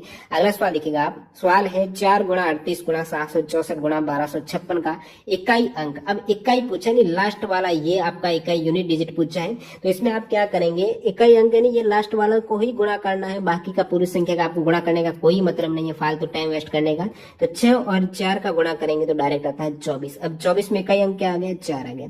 अब 4 को आपके 8 के साथ गुणा करना है, तो आप कहेंगे 32 आ गया। 32 में से आप 2 लेंगे, 2 का 4 से 7 करेंगे तो 8 आ गया। लास्ट वाली डिजिट आपको 8 मिल रही है, इस प्रकार डायरेक्ट करना है। फिर देखिएगा x बटा 2 प्लस 2 बटा वाई बराबर आपके 1 हो रहा है, y बटा 2 प्लस 2 बटा जेड बराबर 1 है। z बटा 2 प्लस 2 बटा x का मान क्या होगा भाई देखिएगा, इसमें थोड़ा सा आप अपना दिमाग लगाएंगे तो फालतू टाइम वेस्ट होगा सवाल में। एग्जाम में वैसे ही आपको पता है सवाल ज्यादा टाइम कम होते हैं, तो यहाँ पर आपका टाइम फालतू का खराब होने वाला है, क्योंकि वैसे इसकी बिल्कुल एक लॉजिक लगाया गया है, कुछ नहीं, रीजनिंग में मान सकते हो। इसमें यदि आप लेते हो कि ये समीकरण बनाते हो, क्योंकि x पड़ा है, y पड़ा है, z पड़ा है, समीकरण कितने बन रहे हैं, 2 बन रहे हैं। वैल्यू आपकी चर वेरिएबल कितने हैं, वेरिएबल आपके पास 3 है और समीकरण 2 बन रहे हैं, तो हल होगा नहीं किसी भी कंडीशन में, जब बराबर होने चाहिए। यदि आपके पास चर राशियां 3 है, समीकरण 3 बने, उस केस में तीनों ही वेरिएबल एक्स वाई जेड का मान निकाल सकते हो। यहाँ पर आप निकालेंगे तो यही लॉजिक किस प्रकार दिखेगा, थोड़ा सा आप इसमें समानता देखिएगा किस प्रकार, x बट्टा 2 y बट्टा 2 z बट्टा 2, 2 बट्टा वाई 2 बट्टा जेड 2 बट्टा एक्स। जब भाई दे रखा है इन्होंने कि x बट्टा 2 प्लस 2 बट्टा वाई है, x और y क्या है, वेरिएबल है, और उस केस में आंसर 1 आ रहा है। यहाँ पर ये क्या कर रहा है, 2 वेरिएबल चेंज करना है, y बट्टा 2 प्लस 2 बट्टा जेड, 2 बट्टा 2 यही है, 2 यहाँ पर भी 2 ऊपर भी है, यहाँ पर y z इस साइड x पूछ लिया आपको, x y z क्या है, तो ये 1 आ रहा है। सेकंड में भी आपको ये 1 दे रखा है, तो z बटा 2 प्लस 2 बटा x भी 1 होना चाहिए, क्योंकि समान ये आप चल रहे हो समान वैल्यू लेकर, x बटा 2 y बटा 2 z बटा 2 2 बटा y 2 बटा z 2 बटा x। जब ये 1 है तो ये भी 1 होगा। डायरेक्टली आपको एक टिक करना था, फालतू समीकरण लगाने ही नहीं थे। कंप्यूटर के किस भाग को उसका मस्तिष्क कहा जाता है, कंप्यूटर का मस्तिष्क है सेंट्रल प्रोसेसिंग यूनिट। सबरीमाला मंदिर दोस्तों केरला में है। फिर एक और इजी सा सवाल आपको पूछ लिया है, इस सवाल में आपको जोड़ बाकी आना चाहिए, बाकी है ही कुछ नहीं। अब देखिए 5 सही, ये मिश्र भिन्न 5 सही 2 बट्टा 3 दे रखा है, ये कितना हो जाएगा, 5 सही 2 बट्टा 3 का मतलब क्या है, 5 प्लस 2 बट्टा 3 है। इसको आप एलसीएम 3 बाकी करना क्या होता है, 5 गुणा 3 करना प्लस 2 करना, 15 और 2 17 बट्टा 3 है। अब 17 में 3 का भाग देंगे तो ये कुछ पूरा तो नहीं जाएगा, 5.666 इस प्रकार आगे चलता जाएगा। अब इसके अंदर आपको ऐड करना है 0.73, तो 0। अब देखिए जो भी ये हल रहता है दशमलव के अंदर, जस्ट आपको जो दशमलव दे रखे पॉइंट दे रहे उसके नीचे पॉइंट रखेगा, फिर आपको 73 करना है। इसको जब आप ऐड करेंगे 6 और 3 कितने 9, ये 6 है। अब देखिए 6 और 7 कितने हैं 13, फिर हासिल की 1 है तो 6.396 आ गया। अब इसमें से आपको माइनस करना है 6.396, फालतू टाइम वेस्ट कर रहे हैं इसमें तो कुछ नहीं बाकी करनी है। अब 6 में से 3 गए 3, 9 में से 2 7 हो गया, 3 में से 2 फिर 6 में से 3.27, ये आपको डायरेक्टली टिक करना है। अगला सवाल देखिएगा, गोबी मरुस्थल है मंगोलिया चाइना में, यानी एशिया में हो जाए। गोबी मरुस्थल कहाँ पर है, चाइना में है, मंगोलिया में जो एशिया में पड़ता है। अगला सवाल, एक क्लब में महिलाओं की संख्या का पुरुषों की संख्या से रेशियो 3:2 दे रखा है। हाल ही में 300 महिलाएं क्लब में और शामिल हुई है, रेशियो 5:2 हो गया। क्लब में अब महिला संख्या सदस्यों की टोटल संख्या क्या होगी, ये एक इजी सा सवाल और हो गया। एक क्लब में महिलाओं की संख्या और पुरुषों की, ये आपके फीमेल है, ये मेल है, इनका रेशियो 3 और 2 का है। अब हाल ही में 300 महिलाएं और ऐड हुई, यहाँ पर फीमेल कितनी ऐड हुई है तो आप कहेंगे 300। ये जब ऐड हुई है फीमेल उस केस में रेशियो है 3:2 से 5:2 का हो गया है। देखिए मेल ऐड नहीं हुए, मेल का रेशियो भी चेंज नहीं हुआ, फीमेल ऐड हुई है 3 से 5 हो गए, तो आप क्या कहेंगे रेशियो में कितना बढ़ रहा है 2 का बढ़ रहा है। लेकिन सवाल कह रहा है कि हमने महिलाएं 300 जोड़ी है, आप यहाँ पर रेशियो में 2 बढ़ा रहे हो, इसका मतलब जो 2 रेशियो बढ़ा है वो 300 के इक्वल है। 300 महिलाएं जुड़ी तब 2 बढ़ा है, तो 2 बराबर 300 है, तो 1 बराबर कितना है, 1 बराबर आपके 150 है। आपको पूछा है क्लब में अब महिलाएं, क्लब में पहले 3 थे 5 हो गई है, 1 की वैल्यू 150 है तो 5 की वैल्यू कितनी है, तो 5 गुणा 150 आपको करना है, तो ये आप मल्टीप्लाई करेंगे तो आपका डायरेक्ट आंसर हो जाएगा 750 वर्तमान में फीमेल हो चुकी है। अगला सवाल, श्वेता और हरीश ने 28,000 की आय का एक परियोजना पूरी की है। इस परियोजना में श्वेता ने 20 दिन और हरीश ने 30 दिन तक काम किया है। उनकी मजदूरी का रेशियो 5:6 है, और मजदूरी का देखिएगा यहाँ पर ये है आपके श्वेता, ये है हरीश। अब देखिए हो क्या रहा है, श्वेता और हरीश की मजदूरी का रेशियो है, यानी श्वेता को 5 रुपए मिल रहा है तो हरीश है वो एक दिन में 6 रुपए कमा रहा है, वो ज्यादा कमा रहा है श्वेता से, ये इसका रेशियो हो जाएगा। अब ये काम भी कम कर रहे हैं ना, देखिए इस परियोजना श्वेता ने 20 दिन, श्वेता कर रही है 20 दिन काम कर रही है, ठीक है, हरीश काम कर रहे हैं 30 दिन। अब इनको टोटल 28,000 रुपए मिले इस योजना में, टोटल 28,000 का बेनिफिट हो रहा है, आपस में बांटना है। लेकिन ये इसको 5 रुपए मिल रहा है, लेकिन काम किसने कितना दिन किया, 20 दिन का किया है, इन्होंने 30 दिन का किया है, इसको भी आप रेशियो में बांट दीजिएगा। इन्होंने काम किया है 2, इन्होंने काम किया है 3। अब ये काम कितना हो गया, इनको 5 रुपए मिल रहा है, 2 काम किया है, 5 गुणा 2 10 रुपए मिलेंगे। इनको 6 रुपए मिल रहा है, 3 काम किया है, 6 गुणा 3 यानी 18 रुपए। अब इनका टोटल कितना हो रहा है, 10 हो रहा है, 18 हो रहा है, यानी इनका हो रहा है 28, 18 और 10 28 हो रहा है। ये टोटल इनको 28 रुपए दोनों को मिल रहे हैं, और टोटल है कितने रुपए 28,000 है, तो ये 28,000 में 28 का भाग देंगे तो आप कहेंगे ये 1,000 हो गया, ठीक है। अब 1,000 रुपए है, 1 यूनिट का मतलब आपको पूछा श्वेता के हिस्से में, श्वेता इधर देखिएगा 10 आ रहा है, 1 मतलब 1,000, 10 मतलब 10,000 श्वेता को मिल गई, 18 गुणा 1000 हरीश को मिल गए 18,000। फिर देखिएगा अगला सवाल, राज तरंगणी के लेखक है, काफी एग्जाम आता है, कलन हो जाएगा। एक वस्तु का लागत मूल्य आपको दे रखा है जो अंकित मूल्य का 75% है, लागत मूल्य है यानी कॉस्ट प्राइस है, ठीक है, क्रय मूल्य कह सकते हो। लागत मूल्य अंकित मूल्य का जो प्रिंट रेट का 75% है, आप 100 ही मान लीजिएगा, ठीक है। अंकित मूल्य का 75%, अंकित उसमें मान लेते हैं 100 रुपए, ठीक है। तो उसकी कॉस्ट प्राइस कितनी है, लागत मूल्य कितना है, अंकित मूल्य का 75% उसका लागत है, तो 75 करेंगे, 100 का 75% यानी 75 रुपए उसका सीपी है। यदि 15% की छूट दी जाए, अब छूट दी जाएगी किसी को, भाई 100 रुपए उस वस्तु पर लिखे हुए हैं, तो आपको बोले कि 15% का आपको डिस्काउंट मिला, तो उन 100 रुपए पर डिस्काउंट मिलेगा, तो कितने पे वो वस्तु उनके आएगी, किसी को बेच रहे हैं, तो लाभ या हानि प्रतिशत क्या होगी। अब ये 100 रुपए पर यदि 15% की आप छूट देंगे तो 85 रुपए में आप कहीं ना कहीं बेच रहे हो। जब उसके पास दुकानदार के पास उसका क्रय मूल्य 75 था, उन्होंने 85 में बेचे, तो लाभ कितना हुआ, लाभ हो रहा है दुकानदार को 75 और 10 ऐड करेंगे तो 85 हो रहे हैं, 85 माइनस 75 है, 10 रुपए का लाभ हुआ डायरेक्ट है। लाभ उनकी वस्तु कितने में पड़ रही थी, 75 की, 10 रुपए कमाए हैं 75 पे, तो 100 पे कितना ये आपके हो जाएगा प्रतिशत, तो 10 गुणा 75 बटा 100 करेंगे तो 25 का भाग देता हूं, 25 ये आपके 4 बार, ये 3 बार, तो ये कितना हो गया 40/3 हो गया। अब 40/3 आप भाग करेंगे, ये भी भाग पूरा नहीं जा रहा है, ये कुछ 13.33 इस प्रकार जाएगा, ये लाभ हो जाएगा। डायरेक्टली आपको ऑप्शन सी करेक्ट करना था। अगला सवाल देखिएगा, ये भी एक हल वाला करना ही है, जोड़ बाकी आनी चाहिए आपको। 6/5 ऑफ यानी गुणाई है ना, ऑफ का मतलब होता है का कहिए, ऑफ कहिए, उसका इतना की इसका गुणा है ये। 6/5 ऑफ यानी 1/3 प्लस 2/4 माइनस 5/6 ऑफ यानी ये इनके मध्य मल्टीप्लाई है, 3/10 प्लस 12/20 माइनस 1/3। 6। अब इसको आपको हल करना है एलसीएम लेके, तो 6/5 ये एलसीएम लीजिएगा, ये हो जाएगा आपके 12। इस साइड आप करेंगे तो ये हो जाएगा 3 और ये हो जाएगा 4। ये आपके हो गया 4 और इस साइड हो जाएगा आपके 6। फिर आप -5/6 कीजिएगा। इस प्रकार आपको 20 एलसीएम लेना है। 10 का 20 में 2 और 3 6 प्लस ये आपके 12 है -1/6 है। इस टाइप आपको जोड़ करते हुए चलना है, आंसर आ जाएगा। ज्यादा इस सवाल में है कुछ नहीं, जोड़ बाकी है। निम्नलिखित में से कौन भारत के सबसे युवा राष्ट्रपति हैं? डॉक्टर नीलम संजीव। रेडी हो जाएगा। यदि साइन थीटा 3/4 है, कॉस थीटा 5/4 है, तो 1 + tan थीटा बटा 1 - cot थीटा। दोस्तों गलत मत कर देना, 1 - tan मत मान लेना, ये कॉट दे रखा है। जल्दबाजी में क्या करते हो, यहाँ पे tan नीचे भी tan मान मत लेना। देखिए साइन थीटा बटा कॉस थीटा क्या होता है, आपको tan थीटा की वैल्यू मिल जाएगी साइन थीटा बटा कॉस थीटा, याद रखिएगा tan थीटा होता है ये समीकरण फॉर्मूला। तो साइन थीटा जब आपको 3/4 दे रखा है, भाग कॉस थीटा 5/4 करना है, उस केस में आपको tan थीटा की वैल्यू मिल रही है, भाग करना है, गुणा में उल्टा हो जाएगा 4/5 है, 4 से 4 गया, tan थीटा की वैल्यू आपको मिल गई यहाँ से 3/5। अब tan थीटा की 3/5 है, tan और कॉट आपस में उल्टे होते हैं, नीचे कॉट दे रखा है, तो कॉट थीटा कितना हो जाएगा 5/3 हो जाएगा।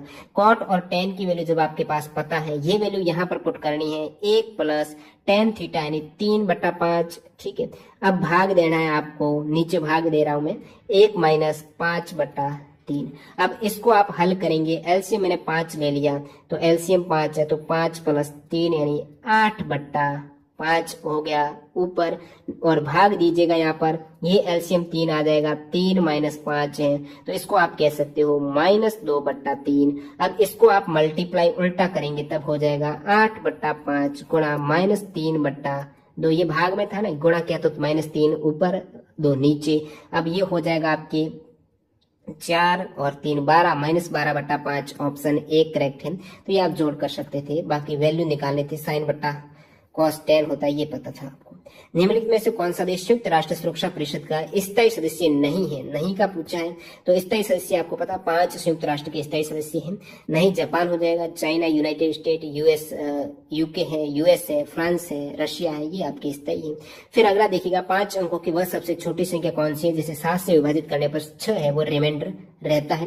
अब देखिए 5 अंकों की सबसे छोटी संख्या है कौन सी, तो आप कहेंगे ये तो इजी है, 10,000 है, इतना ही पूछा आप 10,000 कहेंगे, लेकिन ये तो दूसरी क्लास वाले बता देते हैं। 5 अंकों की सबसे छोटी संख्या वो तो 10,000 है, कोई दिक्कत नहीं। जिसे 7 से विभाजित कर रहे हो आप, 7 से विभाजित कर रहे हो, रिमाइंडर आपको 6 बचना चाहिए, लेकिन ये 10,000 नहीं होगी। आपको पूछा है कि वो कौन सी है, 10,000 तो शुरुआत होती है, वो संख्या 10,000 से बड़ी होगी कि 5 अंकों की सबसे छोटी संख्या तो 10,000 होती है, लेकिन उसको 7 से विभाजित करेंगे तो 6 आपको रिमाइंडर बचना चाहिए। मैं मान लेता हूँ, मेरे को पता नहीं है संख्या, मैं मान लेता हूँ कि 10,000 ही है, तो 10,000 में यदि आप 7 का भाग देंगे तो एक बार भाग ही दे दीजिए भाई, पूरा का पूरा नहीं जाता है, लेकिन आपकी समझ के लिए बता देता हूँ। ये भाग देके 10,000, भाई 10,000 ही नहीं लिखा जा रहा, 7 बटा, ये देखिएगा 10 में 7 का भाग देंगे तो आप कहेंगे एक बार गया, पीछे आपका कितना रह गया 3 रह गया। अब 7 का 30 में भाग देंगे तो ये आपकी 4 बार चला जाएगा, ठीक है 28। ये दोनों ही, ये आ गया, ये यहाँ आ गया, ये दोनों गए। अब शेषफल 2 है ना, ये आपके आ जाएगा। अब फिर आपके भाग चला जाएगा, 7 का 2 बार 14 है, पीछे 6, ये आ गया आपके 0। अब 7 का आप 60 में देंगे तो आपके हो जाएगा 8 बार चला जाएगा, 56, पीछे रहा 4, शेषफल यहाँ पर कितना रह रहा है 4 रह रहा है। आपको क्या बता रहा सवाल कि शेषफल तो 6 चाहिए। जब आप 10,000 में 7 का भाग देते हो उस केस में आपके पास रिमाइंडर 4 रह रहा है, आपको 6 शेषफल चाहिए। इसका मतलब क्या है, 2 ज्यादा रिमाइंडर रहना चाहिए। 2 ज्यादा कब रहेगा, जब 10,000 में 2 ज्यादा होगा। 10,000 2 होता यदि, तो यहाँ पर आपको रिमाइंडर मिलता 6, आपको 6 चाहिए। उस केस में 10,000 + 2 करना होगा, 4 आ रहा है, 2 ज्यादा होना चाहिए, उस केस में आपका 6 रहेगा, तो 2 ऐड कर दीजिएगा 10,000 में। 10,002 सबसे छोटी संख्या होने वाली है 5 अंकों की, जिसमें 7 भाग देने पर रिमाइंडर 6 रहता है। किस भारतीय राज्य में सबसे लंबा मेनलैंड सागर तट है? गुजरात में हो जाएगा। अगला सवाल, महात्मा गांधी ने, रोकिए 1 मिनट, महात्मा गांधी ने साबरमती से लेकर दांडी तक पश्चिम नमक मार्च शुरू किया है। दांडी गुजरात के किस जिले में है? नवसारी जिले में है, काफी बार बताया मैंने आपको। निम्नलिखित में से कौन सहजीवी संबंध को दर्शाता है? काई हो जाएगा। उस विकल्प का चयन करें जिसका संबंध है वो सेम रहता है, जो इसका इसके साथ है। अब देखिए पेडियाट्रिक्स का मतलब क्या होता है? बाल चिकित्सा विज्ञान है। बच्चों के लिए बाल चिकित्सा रहती है ना, वो पेडियाट्रिक्स है, जो चिल्ड्रन के लिए। इसी प्रकार न्यूरोलॉजी किनके लिए है? मस्तिष्क के लिए, ब्रेन के इलाज के लिए न्यूरोलॉजी है। खेलो इंडिया यूथ गेम्स 2020 किस शहर में आयोजित किए गए थे? यूथ गेम्स 2020 खेलो इंडिया गुवाहाटी में हुए हैं। नेक्स्ट 2022 में ये हरियाणा में होंगे। अगला देखिएगा, उस विकल्प का चयन करें जो ये वाला आपने देखा ही होगा, रीजनिंग का है। तो इसमें कौन सा आएगा? ऐसे सवाल में क्या करना, सबसे पहले तो आपको काउंट करना